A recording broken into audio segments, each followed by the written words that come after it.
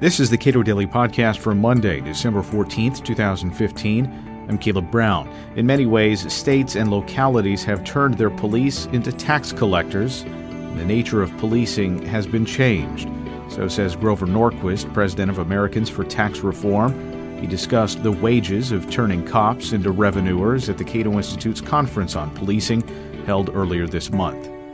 I think it's very important that center-right folks focus on the criminal justice issue. I know I didn't. I spent an awful lot of time focused on those things the government shouldn't be doing at all and saying, let's get them to do less of that, and kind of ignored the list of things the government should do: punishing crime, keeping the Canadians on their side of the border, the military strong enough to do that, assuming that the Pentagon was doing that all in a reasonable way, and the prisons and the courts were all being run not like the Department of Motor Vehicles, but like McDonald's or Uber. And perhaps we were wrong in that assessment, that we should not be surprised that when you put the government in charge of something, particularly when you hand them guns at the same time, that perhaps it's not being done for the consumer's benefit, but rather for the government itself. And on the crime issue and the policing issue, we've all seen some of the outrages of 5, 6, they're not sure how many federal crimes exist, several 100,000 regulations that can be imposed on people, and can send you to prison if you violate them, with or without any intent, and the tremendous costs that have come from prisons. But recently there's been this discussion of what about the police?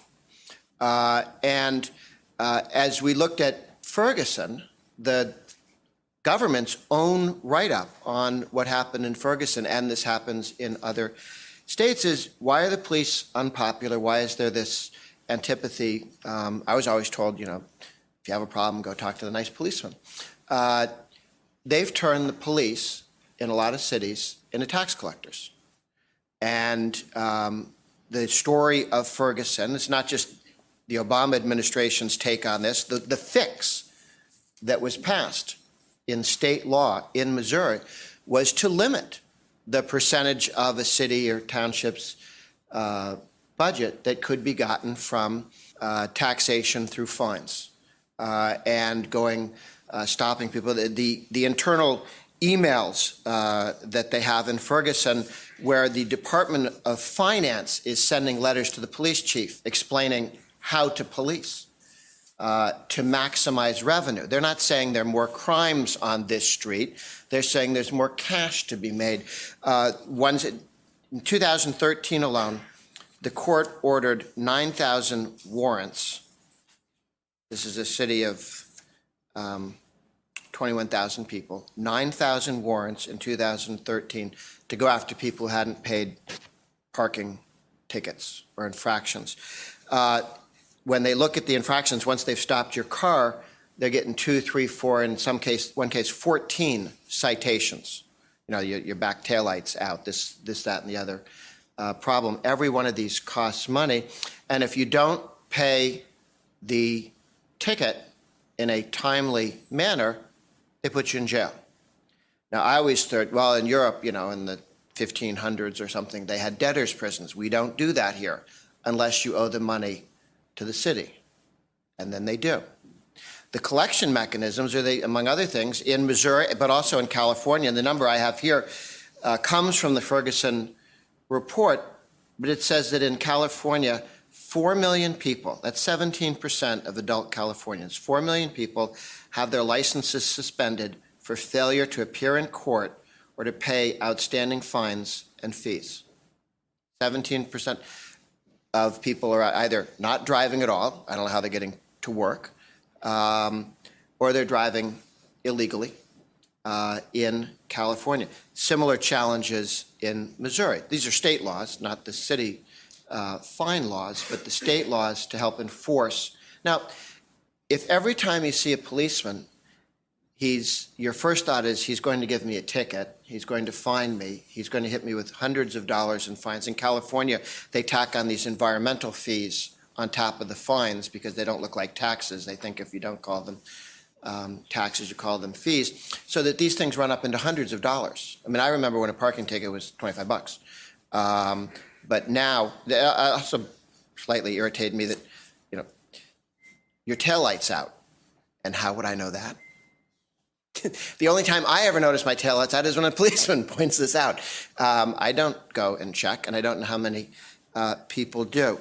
But when you've turned the police into tax collectors, we shouldn't be surprised that they become unpopular, that you have the sort of challenges there. The law they passed in Missouri was to put a cap on how much money a city could collect of its general revenue. They put it at 20%. That tells you that a lot of places it's higher than 20, or 20 would not have been a necessary law. Looking at Ferguson itself, their general fund budget in 2010 was $11 million. 1.4 million came in tickets. Today, this last year, the budget was 13 million. 3 million came from tickets and fines. This is a huge percentage. The finance director wrote a letter to Chief Jackson, the finance director of the city, is writing a letter to the police chief. Unless ticket writing ramps up significantly before the end of the year, it will be hard to significantly raise collections next year. What are your thoughts? ? Given that we're looking at a substantial sales tax shortfall, it's not an insignificant issue. They said we should also be looking at different shift schedules, which will place more officers on the street. Oh, good, fighting crime. No, which in turn will increase traffic enforcement dollars per shift.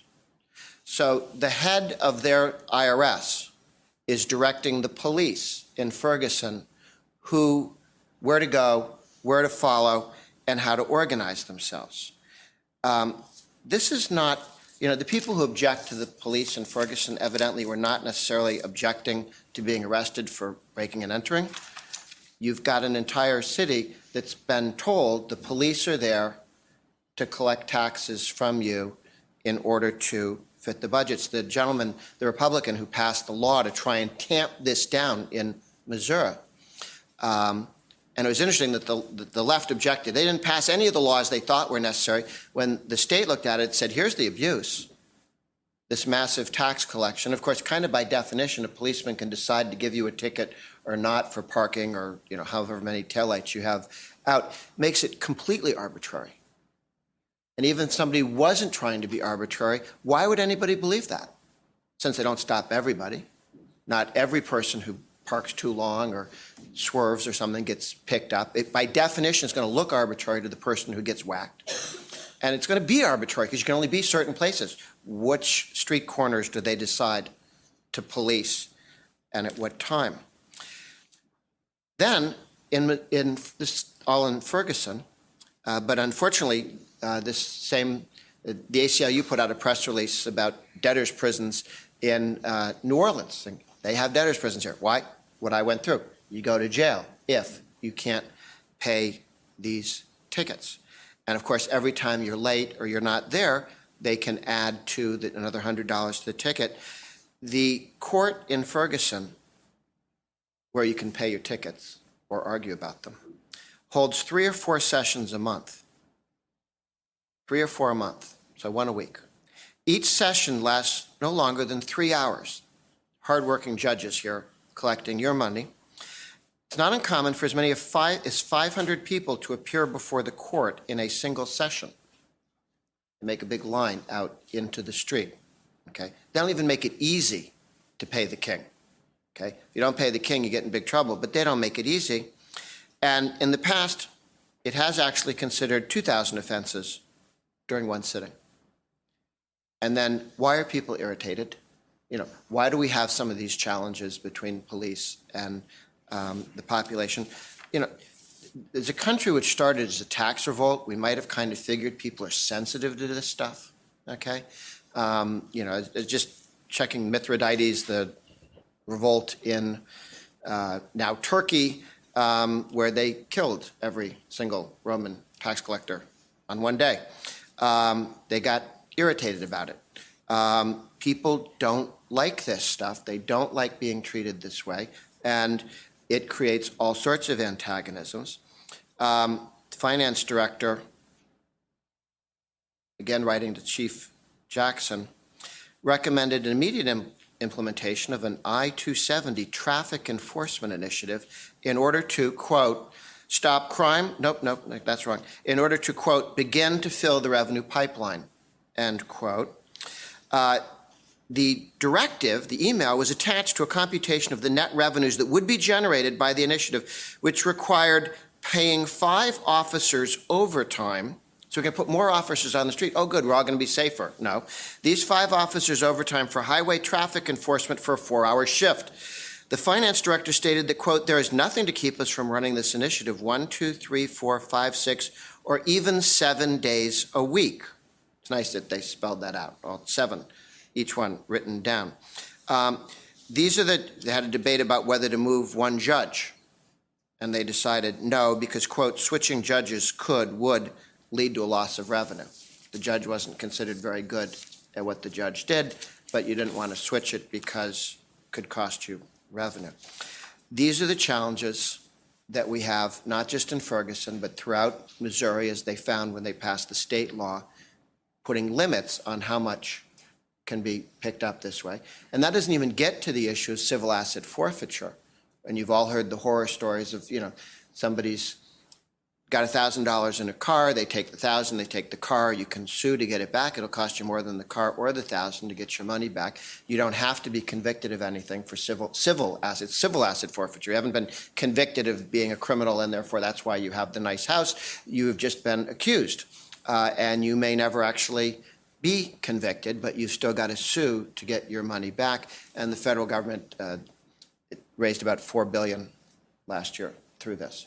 This is, again, not in anybody's sense fair, even-handed. I mean, we don't like the sales tax, we don't like the income tax, but you can sort of calculate it and sort of know what you owe, and you sort of have some idea that everybody who buys something at the store is paying 5% sales tax. The level of arbitrariness that we have with this collection leads to all sorts of problems, which makes solving real crimes more difficult, because the local population, which views you as a tax collector rather than a protector, is unlikely to see you as the first person to talk to and be helpful with.